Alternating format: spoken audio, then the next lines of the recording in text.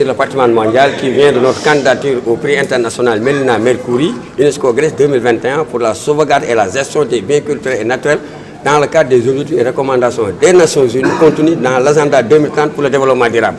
Donc ce sont les conclusions et recommandations de cette candidature qui sont à l'origine de ce projet. Nous remercions l'État du Sénégal à travers d'abord son Excellence le Président de la République, le Premier ministre Amadou Ba. Nous remercions Aliou Ndoye, le ministre de l'Environnement, du Développement durable, de la Transition écologique. Nous remercions M. Aliou Sow, ministre de la Culture et du Patrimoine historique. Nous remercions M.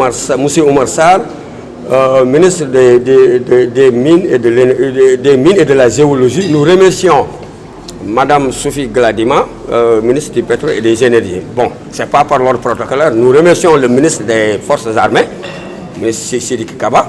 Vraiment. Nous remercions le ministre de le garde des Sceaux, le ministre de la Justice, Ismaël Madior Fall. Madame Maître Aïda Sall, ministre des Affaires étrangères et des Sénégalais de l'extérieur. Donc je ne veux pas oublier, à travers le PM, nous remercions tout le gouvernement de la République du Sénégal, Madame Audrey Anzoulay, directrice générale de l'UNESCO. Nous remercions le secrétaire général des Nations Unies, Antonio Guterres, et tous nos partenaires. Nous remercions le Sénégal numérique SA. Nous remercions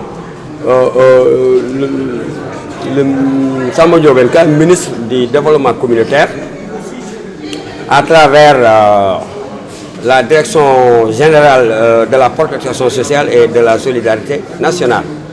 Donc, en ce jour 5 mai, qui représente qui coïncide à la journée dédiée au patrimoine mondial africain. Chaque 5 mai est célébré et dédié journée patrimoine mondial africain. Donc nous avons initié cette journée qui correspond à cette date. Parce que l'Afrique n'a que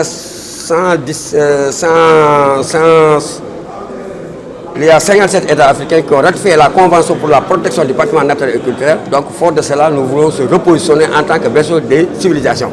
L'Afrique il y a 1154 biens à travers le monde. Donc, l'Afrique n'a que 217 biens. Nous sommes sous-évalués.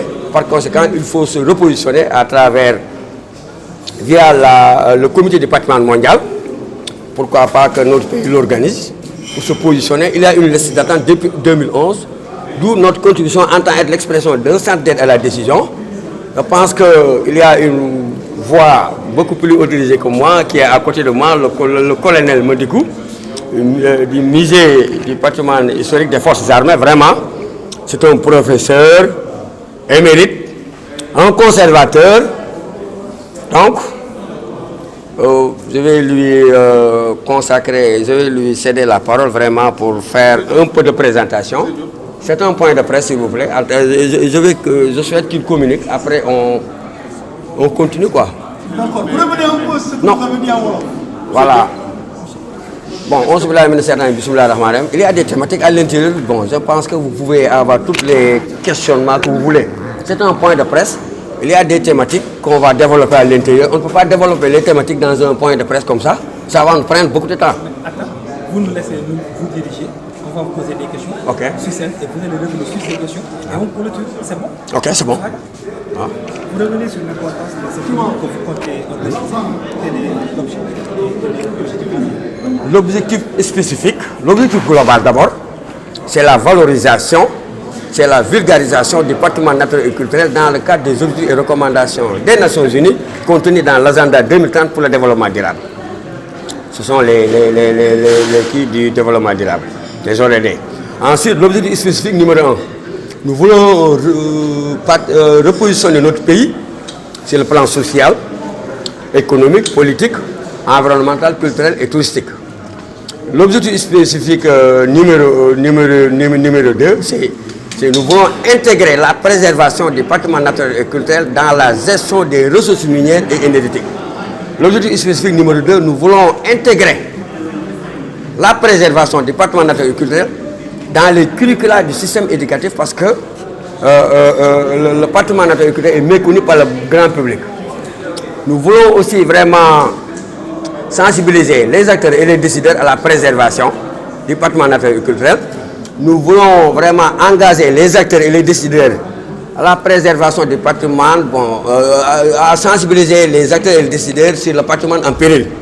Nous voulons aussi engager les acteurs et les décideurs de discuter de la mise en place d'un fonds pour la préservation. Alhamdulillah, Dieu nous a donné la stratégie de mise en œuvre. L'objectif final, c'est un fonds mondial, mais nous allons démarrer par un fonds national, car nous avons identifié 227 sociétés minières et énergétiques.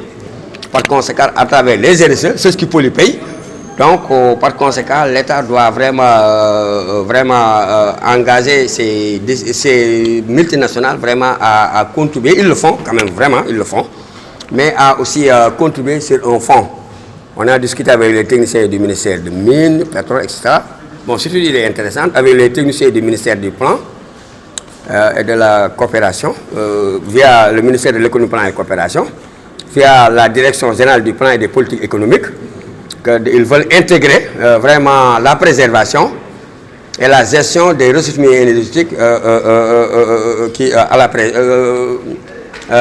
intégrer la préservation des ressources minières et énergétiques, intégrer la préservation dans la gestion des ressources minières et énergétiques. Ensuite, vraiment, nous voulons sensibiliser sur le patrimoine en péril. C'est ce que nous a amené. Donc, l'idée de ce projet, je l'ai dit, c'est lors de cette candidature.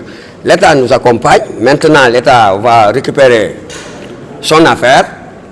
C'est le cadre organisationnel et de réflexion qu'on a créé. Maintenant, l'État va le capter, va le valoriser, va l'encadrer, etc. Donc, c'est ça qui est à l'origine. L'Afrique est sous-évaluée en tant que berceau des civilisations. On ne peut pas avoir 117 biens naturels et culturels. C'est pour cela qu'il faut se repositionner en intégrant le comité du patrimoine mondial.